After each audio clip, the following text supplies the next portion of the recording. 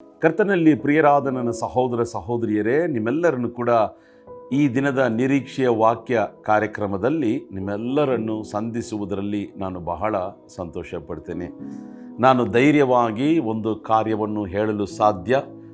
ಈ ಲೋಕದಲ್ಲಿ ಜೀವಿಸುವಂಥ ಪ್ರತಿಯೊಬ್ಬ ಮನುಷ್ಯನಿಗೂ, ಶ್ರೀಮಂತನಾಗಿರಲಿ, ಬಡವನಾಗಿರಲಿ, ವಿದ್ಯಾವಂತನಾಗಿರಲಿ, ಅವಿದ್ಯಾವಂತನಾಗಿರಲಿ, ಸೌಂದರ್ಯವುಳ್ಳವನಾಗಿರಲಿ ಅಥವಾ ಕುರುಪನಾಗಿರಲಿ, ಯಾರೇ ಆಗಿರಲಿ, ಯಾವ ದೇಶ, ಯಾವ ಖಂಡ, ಯಾವ ಹಳ್ಳಿ, ಯಾವ ಜಿಲ್ಲೆ, ಯಾವ ಜಾತಿ, ಯಾವ ಪಂಗಡ, ಯಾರೇ ಆಗಿರಲಿ, ಪ್ರತಿ ಮಾನವ ಕುಲಕ್ಕೆ ನಿರೀಕ್ಷೆಯನ್ನು ಕೊಡುವಂಥ ಒಂದೇ ಒಂದು ಪುಸ್ತಕ, ಅದು ಸತ್ಯವೇದ ಪುಸ್ತಕ.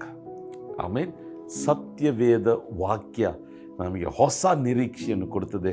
ಇದನ್ನು ಓದುವಾಗಲೆಲ್ಲ ನಮಗೆ ಹೊಸ ನಿರೀಕ್ಷೆ.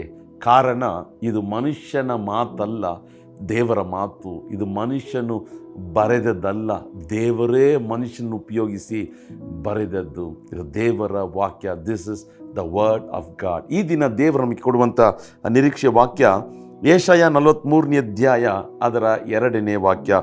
The book of Isaiah chapter 43 verse 2.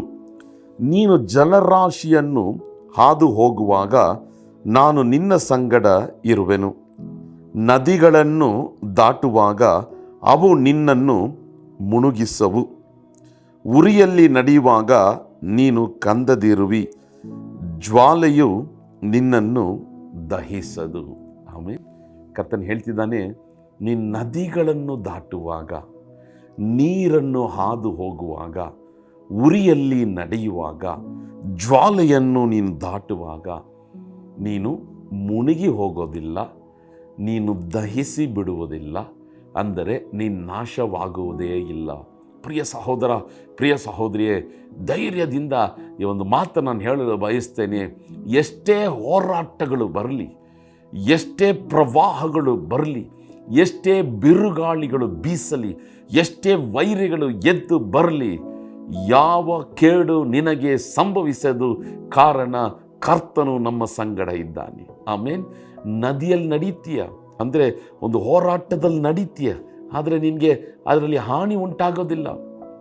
ಉರಿಯಲ್ಲಿ ನಡೀತೀಯ, ಜ್ವಾಲೆಯನ್ನು ದಾಟುತ್ತೀಯ ಅಂದರೆ ಭಯಂಕರವಾದಂಥ ಕಷ್ಟಗಳು, ನಷ್ಟಗಳು, ವ್ಯಾಧಿ ಎಂಬ ಬಿರುಗಾಳಿ ಇರಬಹುದು, ವೈರಿಗಳು ಸುತ್ತಲೂ ಆವರಿಸಿಕೊಂಡು ನಿನ್ನನ್ನು ಅಳಿಸ್ಬೇಕೆಂಬುದಾಗಿ ಒಂದು ಬಿರುಗಾಳಿ ಎದ್ದಿರಬಹುದು. ಆದರೆ ಕರ್ತನು ಹೇಳ್ತಿದ್ದಾನೆ, ಯಾವುದು ನಿನ್ನನ್ನು ಮುಳುಗಿಸದು, ಯಾವುದು ನಿನ್ನನ್ನು ದಹಿಸದು, ಯಾವುದು ನಿನ್ನನ್ನು ಅಳಿಸದು. ಕಾರಣ, ನಮ್ಮ ಕರ್ತನು ನಮ್ಮ ಸಂಗಡ ಇದ್ದಾನೆ. ಆಮೇಲೆ ಇವತ್ತು ಯಾವುದೋ ಒಂದು ನದಿಯಲ್ಲಿ ನಡೆಯೋ ಥರ ಇದೆಯಾ? ನಿನ್ನ ಜೀವನ ನದಿಯನ್ನು ದಾಟೋ ಥರ ಇದೆಯಾ? ನೀರುಗಳಲ್ಲಿ ನಡೆಯೋ ಥರ ಇದೆಯಾ? ಬೆಂಕಿಯಲ್ಲಿ ನಡೆಯೋ ಥರ ಇದೆಯಾ?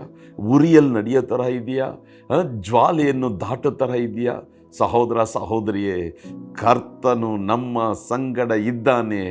ನಾವು ಯಾವ ಹಾನಿ ಆಗದೆ, ಯಾವ ವಿಧವಾದಂಥ ಆಘಾತ ನಮಗೆ ಉಂಟಾಗದೆ ಕರ್ತ ನಮ್ಮ ನಡೆಸುವಂಥ ದೇವರಾಗಿದ್ದಾನೆ. ಆದ್ದರಿಂದ ಈ ದಿನ ಧೈರ್ಯಗೊಳ್ಳ್ರಿ, ಈ ದಿನ ಸಂತೋಷಗೊಳ್ಳ್ರಿ. ನದಿಗಳನ್ನು ನೋಡಿ ಹೆದರಬೇಡ್ರಿ, ಉರಿಯನ್ನು ನೋಡಿ ಹೆದರಬೇಡ್ರಿ, ಜ್ವಾಲೆಯನ್ನು ನೋಡಿ ಹೆದರಬೇಡ್ರಿ.